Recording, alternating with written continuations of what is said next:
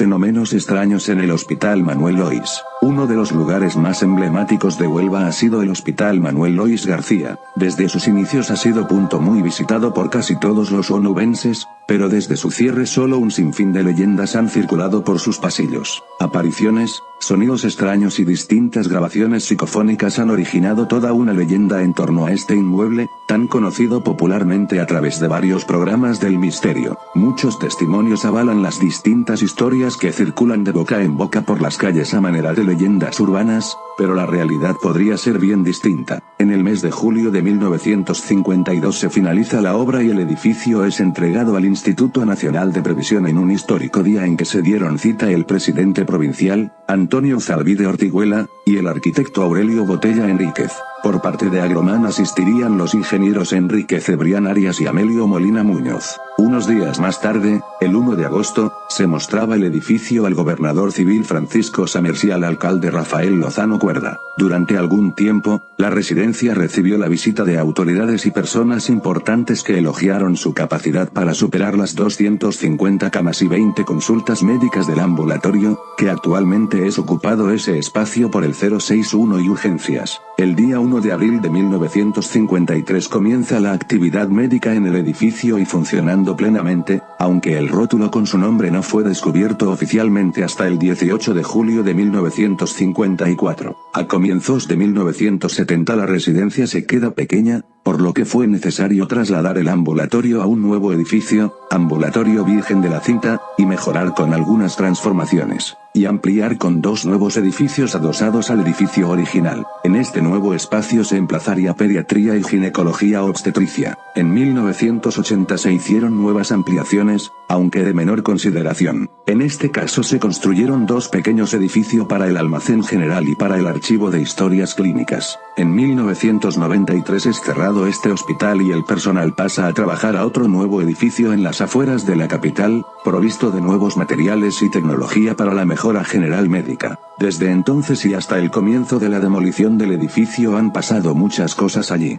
Varios incendios, robos y toda una serie de barbaridades y gamberradas que no han hecho más que sumarse a las innumerables leyendas que se han originado en este singular hospital y darle un aspecto mucho más tétrico, encantado y maldito. Quizá la leyenda más popular que circula por todos los lugares del mundo sea la de la aparición de la Dama de Blanco. Sin entrar en detalles de esta historia popular, su origen en el Hospital Manuel Lois viene de supuestas apariciones que algunos de los chavales que han logrado colarse en su interior dicen haber visto cuando se encontraban entre la tercera y la cuarta planta. En la mayoría de las ocasiones se ha divisado una figura femenina provista de un ropaje blanco o azulado que recorre los pasillos del hospital. Se dice también que algunos de los miembros del servicio de urgencias que trabajan a las espaldas de este hospital han llegado a escuchar llantos y quejidos de una mujer que les ha hecho padecer crisis nerviosas. Con motivo de esto, la existencia de un túnel que comunica el servicio de urgencias con el hospital tuvo que ser tapiado para mayor tranquilidad del personal, que aún sigue escuchando el sonido de camillas, instrumental médico y sillas de ruedas en el interior. Muchos de estos médicos han tenido que pedir la baja por depresión o han sufrido algún ataque de histeria. Por supuesto, las distintas investigaciones que he realizado para tratar de esclarecer este y otros muchos detalles de las leyendas que irán sobre este hospital me han llevado por otros derroteros que nada tienen que ver con la voz popular. Tras varios años recogiendo testimonios y relatos de primera mano, tan solo en un pequeño porcentaje he podido ver un índice de extrañeza imposible de explicar. En la mayoría de los casos, los testigos han creído ver o escuchar, pero no lo afirman categóricamente ni se encontraba en un estado mental de calma en el momento de producirse los supuestos fenómenos. Lo más parecido que existe en la realidad con la Dama de Blanco es que hubo un tiempo en que alguna monja hacía las labores de ayuda con algunos pacientes y originariamente se la veía ir de una habitación a otra. Existe un testimonio muy significativo en este aspecto que se remonta a cuando un paciente que se encontraba hospitalizado recibió por la noche la visita de esta monja en su habitación y le tomó la temperatura y observó su estado de salud. A la mañana siguiente, cuando el médico realizaba las correspondientes visitas, este hombre le dijo que se encontraba bien, y que la hermana ya le había diagnosticado su estado pocas horas antes. En ese momento el médico se le quedó mirando fijamente y le confesó que aquello no podía haber sido posible, puesto que aquella monja a la que se refería ya había fallecido. Como digo, quitando este testimonio que bien podría tratarse de un sueño, el resto de testimonios no han sido tal y como se han contado. En su mayoría, los chavales que dicen haberla visto, tan solo han inspeccionado parte del edificio mirando de un lado para otro, pendientes de cualquier sonido, y de la posible irrupción del vigilante de seguridad que podría pillarlos por sorpresa. Presa del pánico o del miedo, al menor ruido han salido corriendo, y en ese estado de agitación han creído ver alguna sombra que posteriormente han asociado con la dama de blanco. En ninguno de los casos que he investigado me han proporcionado una visión clara de la supuesta aparición. En cuanto a los relatos del personal de urgencias sobre los sonidos que han escuchado, se trata solo de las exageraciones de la leyenda urbana. Ninguno de los médicos ha sido presa de ningún ataque de histeria ni ha tenido que solicitar la baja médica por estos motivos tan fantasmales. En cuanto al túnel existente entre urgencias y el hospital, debo decir que no se trata de ningún túnel. Por otro lado, sí es verdad que algunos pasillos fueron tapiados para evitar la comisión de actos vandálicos, incluidos los pasillos colindantes a urgencias y el cierre de la cancela que daba acceso al patio posterior desde la cochera de las ambulancias. Posteriormente alguien se dedicó a echarlos abajo para entrar. Las psicofonías. El fenómeno de las psicofonías ha sido uno de los más experimentados en este hospital. En gran número de grabaciones se dejan oír susurros, voces de niños y alguna que otra voz procedente de un presunto y lejano más allá. La grabación de estas voces procedentes del otro lado han sido una prueba de la realidad y existencia de fantasmas en el Manuel Lois. De igual manera, varios grupos de jóvenes han realizado sesiones de espiritismo con el clásico tablero Ouija y han conseguido contactar con algunos de los espíritus de los allí fallecidos. Algunos de los participantes en estas sesiones espiritistas han soportado estados de verdadero terror cuando han pedido a la supuesta entidad que se manifestara y coincidentemente se ha escuchado algún sonido en su entorno. Corriendo despavoridos escaleras abajo, han saltado por las ventanas como han podido para dejar atrás una evidente prueba de que allí existen cosas muy extrañas. Pues no todo es tan fácil como han querido hacernos creer.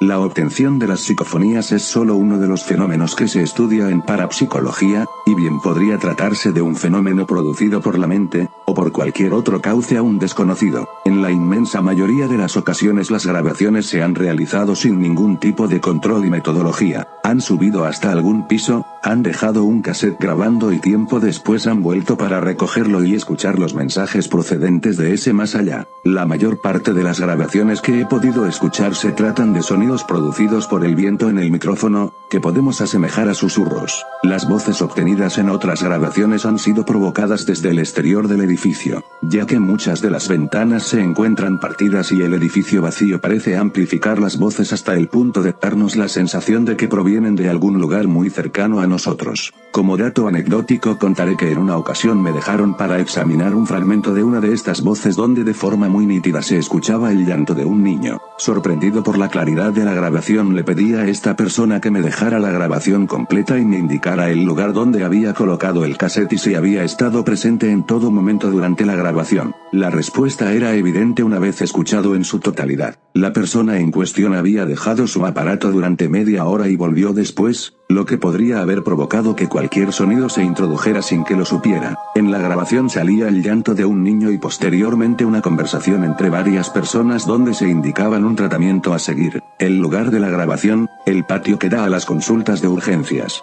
Creo que no hace falta aclarar más la procedencia de estas voces. La psicofonía es un fenómeno interesante porque nos deja constancia sonora de lo grabado y posteriormente puede ser analizado, pero al igual que el espiritismo, no nos sirve para demostrar la existencia de fantasmas. Tan solo conseguimos captar algo que aún no somos capaces de explicar, pero igualmente lo podemos hacer en nuestra casa a las 4 de la tarde, y no accediendo a un hospital abandonado, de noche y corriendo el riesgo de caer o hacernos daño. Todo ello claro está siguiendo unos patrones de actuación que descarten cualquier tipo de intrusión sonora no deseada. Otra de las leyendas urbanas que circulan sobre los fenómenos que ocurren en este hospital ha tenido como protagonistas a los perros empleados en las labores de apoyo en la vigilancia. Se dice que los perros, una vez que llegaban a la escalera de la tercera planta se negaban a seguir subiendo, y que actuaban de forma anómala, como si notaran una presencia extraña que no era vista por el vigilante. En concreto se ha hecho muy conocido uno de estos perros llamado Danko, y al que se ha citado en más de una ocasión en diferentes artículos y programas que han tratado el tema del Manuel Lois. Con motivo de esta actitud por parte de los perros, los vigilantes optaron por realizar las guardias en el exterior del edificio. Nuevamente nos encontramos con unos hechos que fácilmente podrían tener una explicación mucho más sencilla. Por un lado debo decir que he llegado a recorrer esas escaleras con la compañía de uno de estos perros, y efectivamente había momentos en que parecía frenar y no querer subir. Tras obligarlo un poco, el perro continuaba subiendo hasta llegar arriba. Todo ello me indicaba que el animal podía haber notado algo entre el tercer y cuarto piso de la escalera, así que tras examinar con detalle aquel entorno me percaté de unos pequeños frascos que se encontraban esparcidos por la escalera. Efectivamente, si nos acercábamos al nivel del suelo, el olor era mucho más penetrante, así que el perro era lógico que con su mayor agudeza olfativa hiciera el amago de no querer pasar por ahí. Con el paso de los años ese olor se fue perdiendo, y nunca hubo más retrocesos por parte de ningún perro. Tras hablar con el adiestrador de estos perros, que en su mayoría fueron los que estuvieron destinados allí, me contaba que efectivamente esa podía ser una de las causas. Si por el contrario, el perro hubiese notado alguna presencia extraña, habría tomado una actitud ofensiva y agresiva, ya que se encuentran adiestrados para estos menesteres. Era el momento de televisar algo que estaba de moda, los hospitales abandonados, y de una u otra forma le llegó el turno al Manuel Lois. La repercusión no se hizo esperar, y una avalancha de curiosos vinieron desde muchos puntos de la provincia y de otras ciudades para ver de cerca el famoso Hospital Encantado. Durante el fin de semana siguiente, los vigilantes de seguridad no daban crédito a la cantidad de personas que se saltaban por todos lados para colarse en el interior y conseguir una foto, una grabación, o simplemente para contar que habían estado allí. El trabajo que realizaron para mantener el orden en las instalaciones fue titánico y digno de mención como profesionales de la seguridad. Unas semanas más tarde la fiebre pasaría, y el centro de atención serían algunos foros de internet donde de manera anónima se contaban historias fantásticas sobre el hospital. Tras ponerme en contacto con algunos de ellos, solo 2 asintieron en citarse conmigo para enseñarme sus pruebas. Muchos me contaban que habían subido unas fotos en la red donde aparecían sombras, niños, etc. Y como estas, muchos otros engaños. Pero veamos como ejemplo la fotografía del niño. Ninguna de las fotografías eran originales, todas habían sido retocadas, y algunas eran de una pésima calidad, donde el pixelizado era engorroso. En la foto que publicamos aquí se muestra la cabeza de un niño que asoma por una de las ventanas que dan al patio interior del hospital. Todo indica que el autor se encontraba en un piso superior en el momento de la toma, pero había algo que me llamaba la atención. Primero traté de analizar la foto, y comprobé que el pixelazo del rostro no se correspondía con el resto de la foto, y cogí varias fotografías de mi archivo que se correspondían con la zona y observé que también habían utilizado una imagen invertida. Lejos de la ficción que muchos han querido hacer en torno a este legendario edificio, también es verdad que fuera de las leyendas urbanas que circulan por Huelva han existido numerosos testigos que, si bien no dan una prueba sustancial de una realidad fantasmagórica de este edificio, sí han dejado al menos constancia de unas vivencias que les llamó poderosamente la atención y que no supieron encontrar una respuesta satisfactoria para esclarecer lo que en aquellos momentos habían protagonizado. Pero veamos algunos de estos testimonios que sin duda alguna poseen credibilidad, aunque no por ello las interpretaciones sean lógicas o razonables. Tal y como me narraba Alberto Contreras, tras atreverse a contar su experiencia, era aproximadamente el año 98 cuando entré con otro chaval, y entrando en la primera planta del edificio, donde estaban los enfermos de leucemia y enfermedades graves, había una pequeña sala de juegos para los niños. Escuchamos un ruido como si se moviera algo, y nos fuimos acercando, y efectivamente había un columpio que se estaba balanceando como si alguien estuviera montado en él.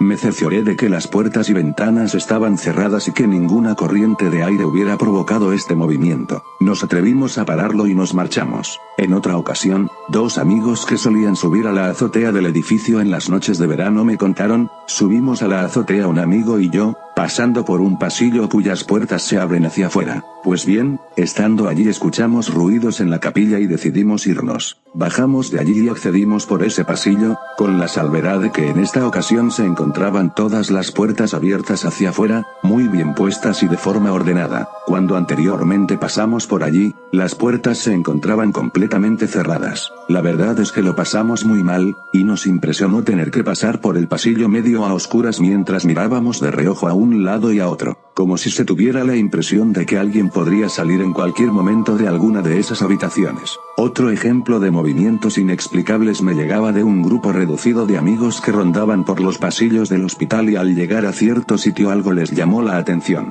Su declaración fue la siguiente: en la quinta planta se encontraba la UCI y sobre las 4 de la madrugada entramos por un pasillo donde había una cristalera y una puerta que se encontraba precintada porque había material. Cuando accedimos a los backs vimos a través de los cristales como entre las camillas había una cortina que se movía de una forma brusca, y como digo, todo estaba cerrado, las ventanas, persianas y la puerta. Cuando conocí a Julio y a sus amistades, me contaron que en varias ocasiones habían entrado en el recinto del hospital, aunque en contadas ocasiones pudieron estar cerca de aquellos lúgubres pasillos. Y no fue hasta nuestra tercera o cuarta cita cuando se atrevió a mostrarme una secuencia de vídeo donde aparecía una extraña luz.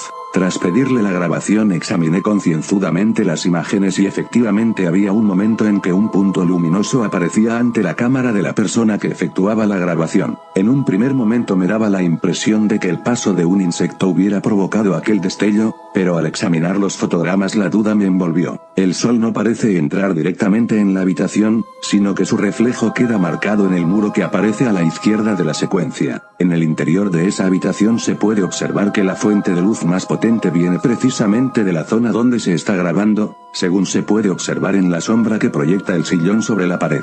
Difícilmente podría haber entrado un insecto por la misma abertura desde donde el cámara se encontraba grabando y teniendo en cuenta que otras 2 personas se encontraban junto a él obstaculizando la entrada del supuesto insecto. Por otro lado, la velocidad de este insecto debería ser impresionante, ya que de los 29 o 30 fotogramas por segundo que tiene esta grabación, tan solo aparece el destello en 4 de ellos. Imaginemos por tanto la enorme velocidad que llevaría este insecto que de forma parabólica se introduce en la estancia para perderse en la pared de enfrente, y no tras la puerta abierta que se ve en la imagen. Otra grabación en vídeo me fue cedida por Rubén, quien se encontraba con un familiar en la zona del mortuorio realizando una filmación. En su recorrido se introducen en una habitación a oscuras, donde tuvieron que encender una vela para no tropezar con nada y ver por dónde caminaban. En un momento dado, la cámara capta unos pequeños puntos luminosos, y pensando que podía tratarse de un gato, se quedaron inmóviles por un momento agudizando el oído para posteriormente proceder a la búsqueda del felino. En una habitación cerrada donde solo se encontraban ellos 2, no dieron con nada que pudiera haber provocado ese reflejo. Durante la grabación se podía observar la aparición de estos puntos, mientras que a simple vista no se apreciaba nada. Apagaron la vela para descartar que se tratara de algún tipo de reflejo en algún objeto metálico o losetas de las paredes, pero ello no provocó que desaparecieran esos ojos inexplicables cuando miraban por el visor de la cámara de video. Tras repetir todos los movimientos que habían realizado, en esta segunda ocasión no observaron nada fuera de lo normal. Testimonios como los de estos testigos son de una ayuda inestimable debido a la aportación de grabaciones donde se puede intentar analizar algo que acompañó a la experiencia de cada uno de ellos. Cuando hacía alusión a la desmitificación de las psicofonías como prueba de que allí se originan apariciones fantasmales, se debe principalmente a que este tipo de fenómeno no es válido para dar por sentado la aparición de un ente. Aún está por determinar el origen de estas grabaciones que hasta el momento se escapa a cualquier tipo de interpretación lógica, y que en los casos anteriores no se efectuaron con un mínimo de control que garantizase una verdadera inclusión paranormal. No obstante, han sido muchas las psicofonías que se han realizado en el interior de este edificio, teniéndose la sensatez de evitar todo tipo de ruidos procedentes del exterior. Algunos de los ejemplos que más pueden interesar son los que se han tenido en cuenta que la grabación fuera lo más limpia posible, descartando toda intromisión de voces, sonidos e interferencias procedentes de las cercanías. Una grabación en la que también pude estar presente fue realizada por el periodista Ángel Jiménez,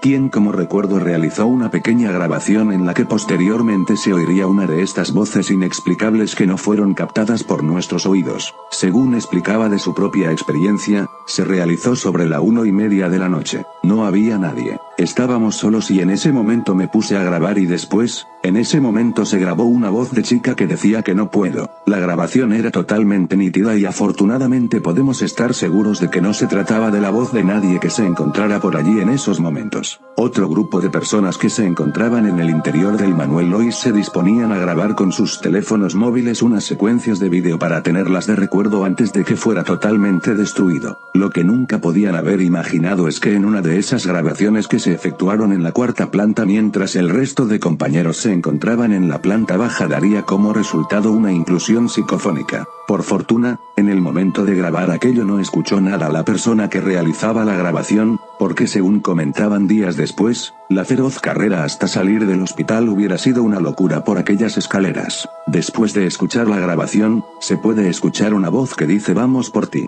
Más psicofonías han sido conseguidas por un grupo de universitarios amantes de los misterios, y que tras efectuar numerosas grabaciones y fotografías, han conseguido en alguna ocasión recoger algunos testimonios sonoros sin explicación, ya que tomaron las medidas necesarias para evitar que los sonidos externos se colasen en la grabación. En una de estas psicofonías podemos encontrar alguna voz cuya frase no se ha podido interpretar convenientemente, mientras que en otras podemos escuchar frases como entrar, o fuera, dando la impresión de que la voz invita a quedarse en algunas ocasiones, mientras que en otras parece advertirse su deseo de expulsar al experimentador. En una de las ocasiones que pude captar una psicofonía controlada para evitar inclusiones no deseadas, me situé en la capilla del hospital y coloqué varios equipos de grabación, tanto analógicos como digitales. En un momento dado, en uno de los casetes quedó registrada una voz que decía prosperará. Tras revisar el resto de las grabaciones pude observar que solo en este aparato se había logrado captar esa voz, mientras que en el resto de soportes el silencio fue el protagonista.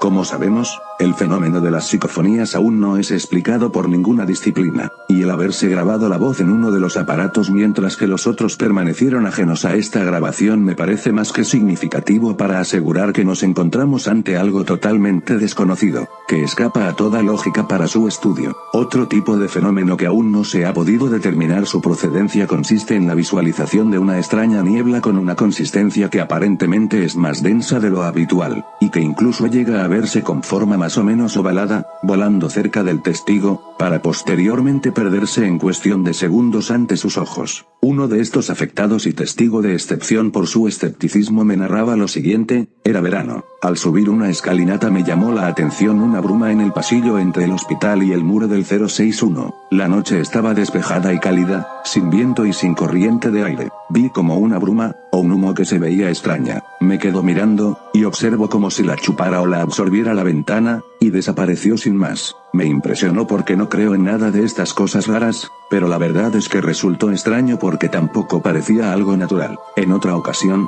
una de las personas que se encontraba en la cuarta planta recorriendo el edificio se disponía a bajar las escaleras cuando llegando al descansillo se le apagó la linterna de manera fulminante. Intentando darle algunos golpes por si se habían descolocado las pilas, no consiguió encenderla. En ese preciso momento observa una densa niebla blanquecina de forma ovalada que baja las escaleras. No dando crédito a lo que estaba viendo con la escasa luz que entraba por la ventana aquella noche, intentó coger otra linterna que llevaba en el bolsillo, pero sin conseguir encenderla. En cuestión de segundos, aunque le pareció una eternidad, la neblina pasaba ante él y continuaba escaleras abajo siguiendo su recorrido por el centro y sin perder su forma. El testigo comenzó a bajar las escaleras con la ayuda de la luz que le proporcionaba el mechero, y cuando llegó a la planta baja, las dos linternas comenzaron a funcionar de repente. Si os gustó el vídeo, por favor suscríbanse al canal, muchísimas gracias. Eso es todo, amigos.